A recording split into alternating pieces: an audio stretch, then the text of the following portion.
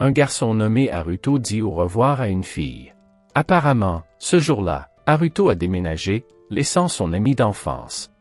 Il a essayé de la consoler en lui promettant de la retrouver plus tard pour qu'ils puissent être ensemble. Le temps passe et Haruto grandit, et il voit son ami d'enfance avec un autre garçon. Haruto rentre chez lui en bus, mais un accident se produit de manière inattendue et il meurt. Au moment de l'accident, 2 autres filles meurent également. La scène se déplace au royaume de Bertram en 1991, où un garçon se réveille soudainement. L'apparence de ce garçon est négligée et il continue d'avoir d'étranges souvenirs mêlés à ceux de Haruto. Le mystérieux garçon aux cheveux noirs s'appelle Ryo. Lorsque Ryo se réveille, plusieurs hommes arrivent et lui disent de prendre une douche. Pendant qu'il se baigne, Ryo continue de penser à sa mère qui lui avait promis de l'emmener dans sa ville natale. Mais la promesse n'a jamais été tenue, car sa mère a été tuée. Après avoir pris son bain, plusieurs filles vêtues de blanc s'approchent soudainement de Ryo pour lui poser des questions sur une fille disparue. Ryo dit qu'il n'en sait rien, et soudainement l'une des filles, nommée Celia Claire, évoque un pouvoir magique pour détecter la magie dans le village. Cependant, elle ne trouve aucune autre forme de magie en dehors d'eux. Avant de partir, la jeune fille lui donne beaucoup d'argent en échange de ses réponses.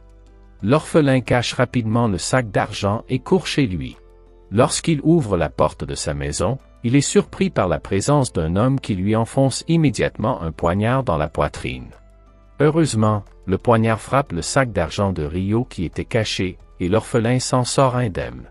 Le mystérieux homme tente toujours de l'attaquer, quand soudain un esprit sous la forme d'une femme apparaît pour réveiller la magie dans le corps du misérable orphelin.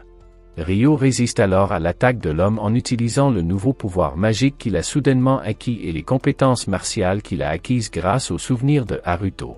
Bien que le combat soit assez difficile, Ryo parvient à soumettre l'homme mystérieux. Puis l'attention de Ryo est attirée par un sac appartenant à l'homme et qui continue à bouger. Ryo ouvre le sac et trouve une très belle fille aux cheveux bleus. La fille est Flora Beltram, la même fille que Celia et les autres cherchaient auparavant. Dès que Ryo la libère, la fille perd connaissance, alors Ryo la soulève pour la ramener au royaume. Cependant, à l'extérieur de la maison, Celia et plusieurs femmes sont déjà arrivées et voient Ryo qui porte Flora. Il s'avère que l'une des femmes est la sœur de Flora, Christina Beltram, et elle se méprend sur les intentions de Ryo, alors le jeune homme reçoit immédiatement une gifle. Christina pense que c'est lui qui a enlevé sa sœur et elle le menace de venir dans le royaume pour être exécuté. Dans le royaume, un commandant en chef nommé Charles Arbor interroge et bat le pauvre orphelin. L'homme force Ryo à admettre qu'il a enlevé Flora. Pendant ce temps, Flora reprend enfin conscience dans sa chambre et demande immédiatement à Celia et à un garde du corps de convoquer l'orphelin qui l'a sauvé. Les 2 femmes se précipitent dans la salle d'interrogatoire et sont choquées de voir l'état pitoyable de Ryo, demandant des explications à l'homme dégoûtant. Flora explique l'innocence de Ryo, alors Celia soigne les blessures du garçon et l'emmène dans la chambre. Quelque temps plus tard, Ryo se réveille et Celia lui dit que le roi du royaume de Bertram lui aurait exprimé sa gratitude directement. Ryo est plutôt surpris, mais il demande finalement à Celia de lui apprendre les bonnes manières pour rencontrer le roi, afin d'éviter de faire la figure habituelle du paysan peu instruit. Celia commence alors à enseigner les bonnes manières au garçon. Peu de temps après, le roi remercie Ryo et lui offre en échange une bourse complète pour étudier à l'Institut royal du royaume de Bertram. On découvre que Celia a en fait 12 ans, mais qu'elle est déjà enseignante à l'Institut royal du royaume de Bertram.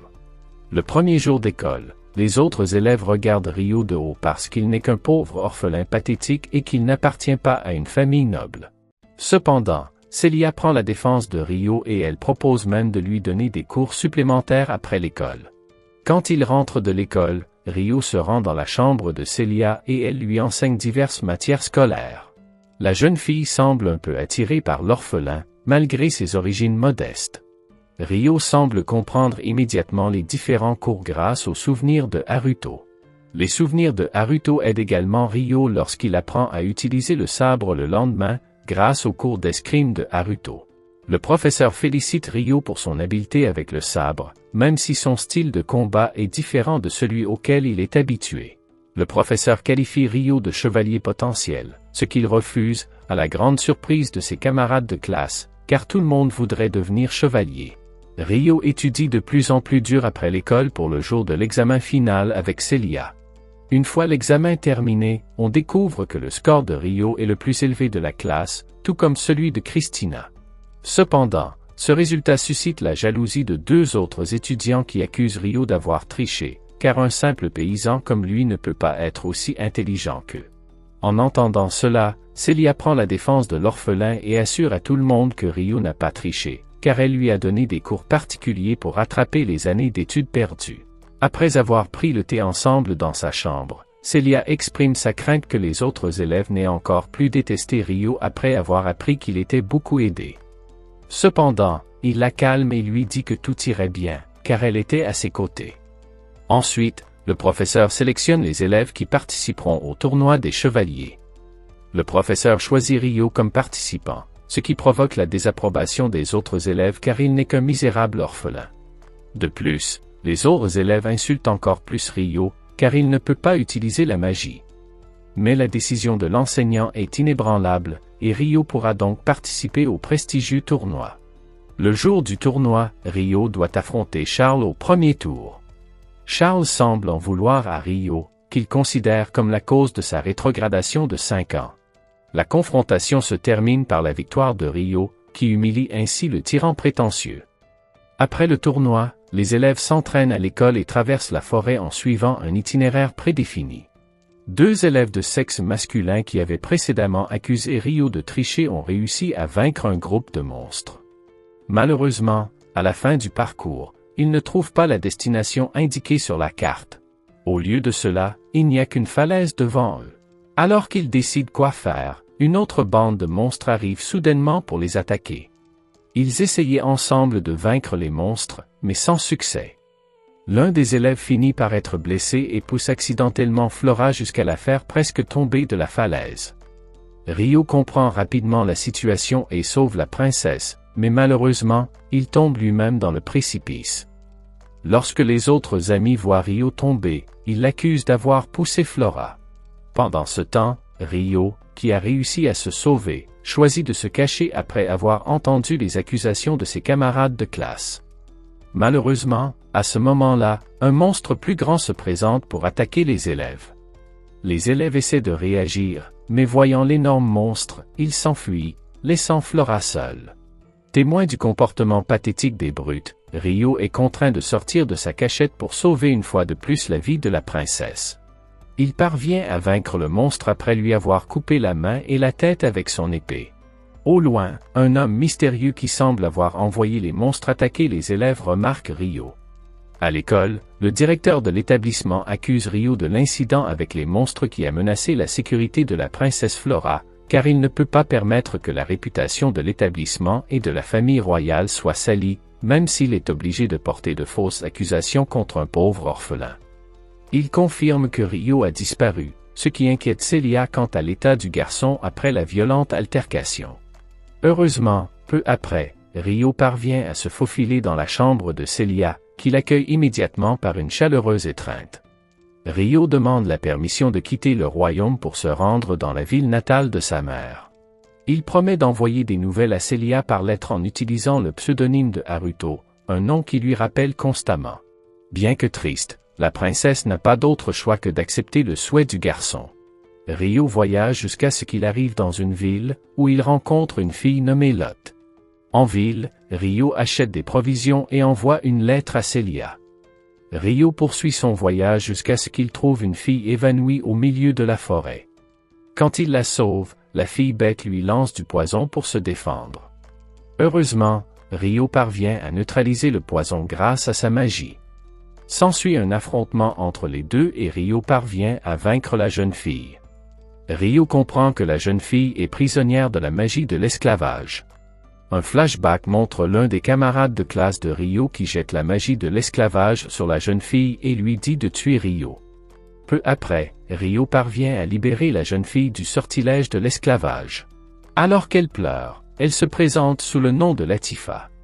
Il lui demande de partir dans une région où les humains et les hommes bêtes peuvent coexister. Cependant, Latifa n'obéit pas aux paroles de Ryo et choisit plutôt de le suivre. Ryo refuse d'abord parce qu'il ne lui fait pas confiance, au point qu'elle le supplie de lui jeter le sort de la servitude, afin de faire de Ryo son maître. Finalement, Ryo se laisse attendrir par la jeune fille et ils poursuivent leur voyage ensemble. Après avoir marché un moment, Ryo et Latifa montent un campement pour la nuit. Ryo cuisine la nourriture qu'il a achetée en ville. Latifa semble reconnaître le plat et l'appelle spaghetti. Avant d'aller se coucher, elle avoue que Tokyo lui manque. Les paroles de Latifa ont fait comprendre à Ryo qu'elle est en réalité une personne réincarnée de la Terre, tout comme lui. Le lendemain, leur voyage se poursuit dans la forêt. Alors qu'ils passent la nuit dans la forêt, un groupe de bêtes de la forêt des esprits attaque Ryo. Il essaie d'expliquer qu'il n'était pas un ennemi, mais la colère de la forêt des esprits grandit lorsqu'il voit Latifa à l'intérieur du tente, qui selon eux a été endormie par un sort de Ryo. Les filles pensent que Ryo a enlevé un homme bête, alors elles l'attaquent immédiatement jusqu'à ce que Ryo s'évanouisse. Ensuite, les filles le ramènent au village.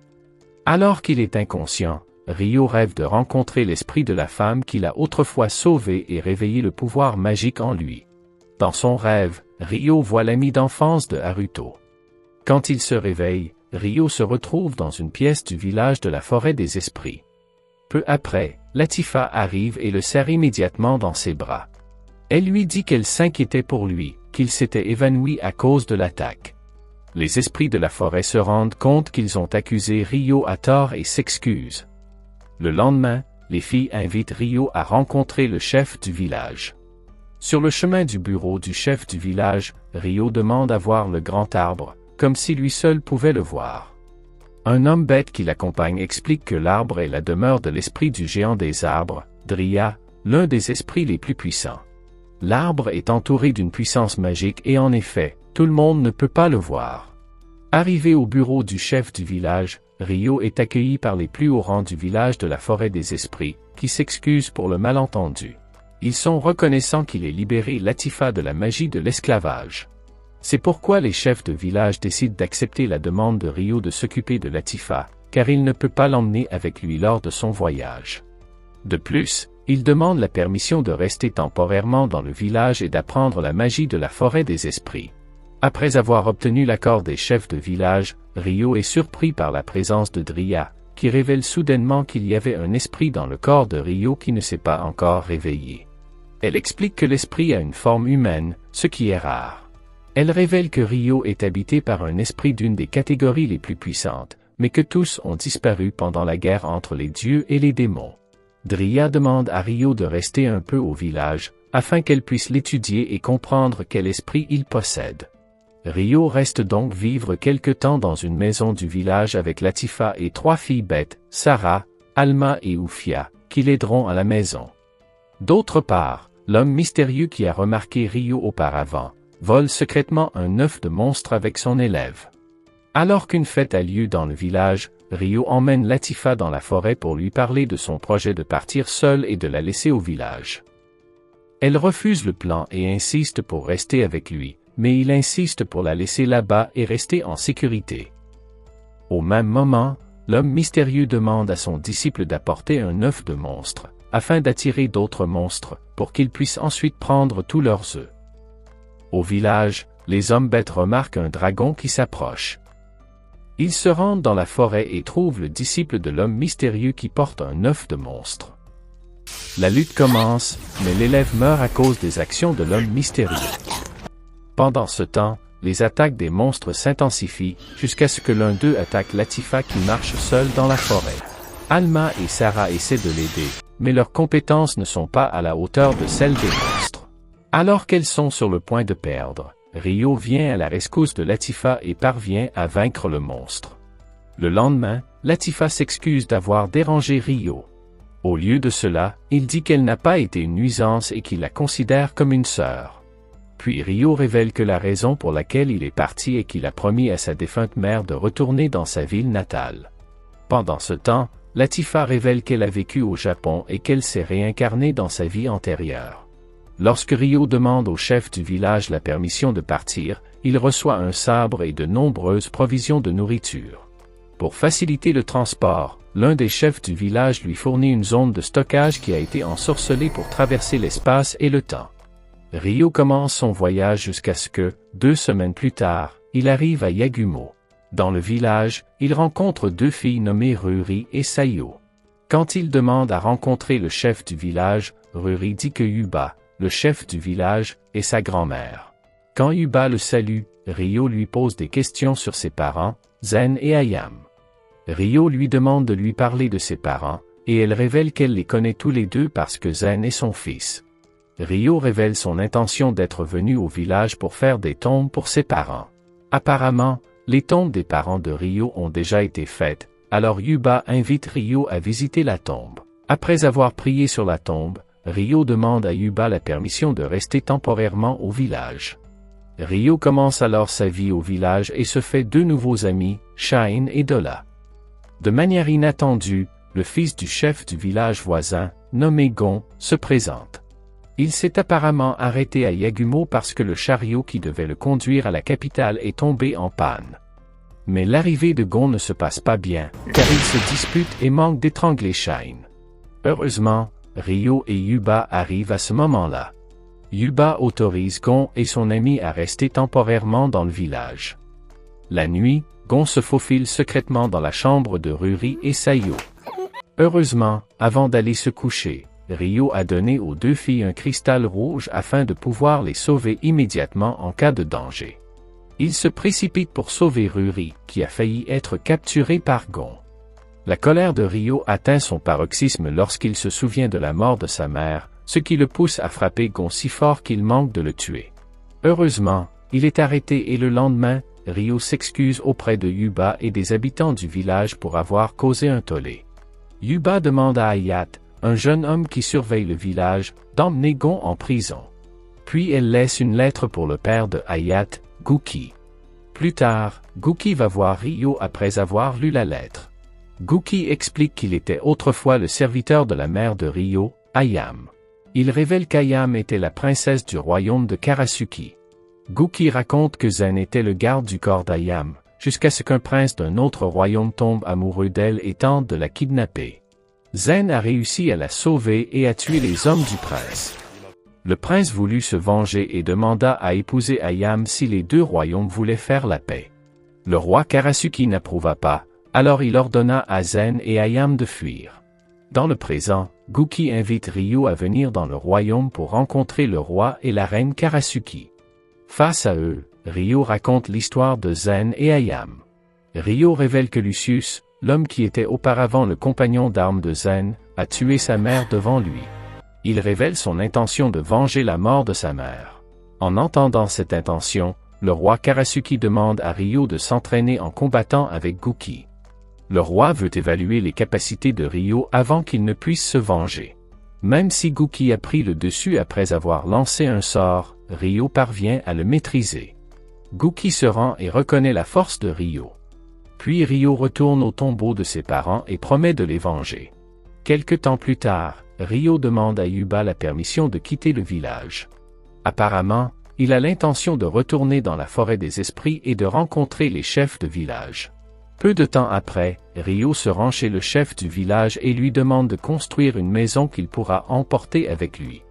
Le chef du village accepte la demande de Ryo.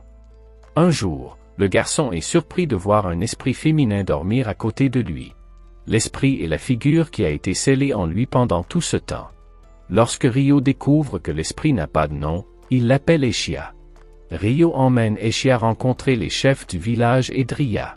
Dria demande quel élément magique Eshia possède, et elle répond qu'elle peut maîtriser tous les éléments magiques. Cela surprend les chefs du village, y compris Dria, car aucun esprit ne peut maîtriser tous les éléments. Pour le prouver, il demande à Ryo et Eshia de se battre. Pendant le combat, Eshia parvient vraiment à imiter tous les éléments magiques libérés par Ryo. Dria interrompt finalement le combat, faisant confiance aux capacités d'Eshia. Il promet ensuite d'enseigner tout à Eshia. Ryo a l'intention de quitter bientôt le village de la forêt des esprits. Mais avant, alors qu'il prend un bain, Latifa s'approche et lui dit qu'elle est la fille qui est morte avec Haruto dans le bus dans sa vie précédente, surprenant Ryo. Le lendemain, Ryo demande à nouveau la permission de quitter le village. Le chef du village lui donne un outil pour se téléporter dans le village de la forêt des esprits quand il le souhaite. De plus, il lui donne un outil pour changer la couleur de ses cheveux afin de retourner dans le royaume de Bertram. Arrivé à Cleia, la capitale du royaume de Bertram, Ryo est surpris de voir une atmosphère plus animée qu'auparavant. Il se précipite à l'Institut royal du royaume de Bertram pour chercher Celia. Mais lorsqu'il parvient à entrer, Ryo ne trouve pas la jeune fille. Au lieu de cela, il rencontre un homme qui l'informe que Celia se prépare pour son mariage avec Charles Ardor. L'homme explique que le royaume de Bertram est tombé après avoir perdu la guerre. Ils ont perdu presque tout le royaume, mais la famille Ardor a réussi à négocier en demandant un mariage politique entre Charles et Celia. Voulant rencontrer Celia, Ryo demande l'aide d'Eshia pour se faufiler dans la chambre de la jeune fille. Une fois dans la chambre, Celia embrasse immédiatement Ryo, et il lui demande si elle veut vraiment se marier. De manière inattendue, Celia répond qu'elle veut épouser Charles et ordonne à Ryo de ne pas venir au mariage. Les paroles de Celia ne semblent pas satisfaire Ryo, qui semble déterminé à gâcher le mariage.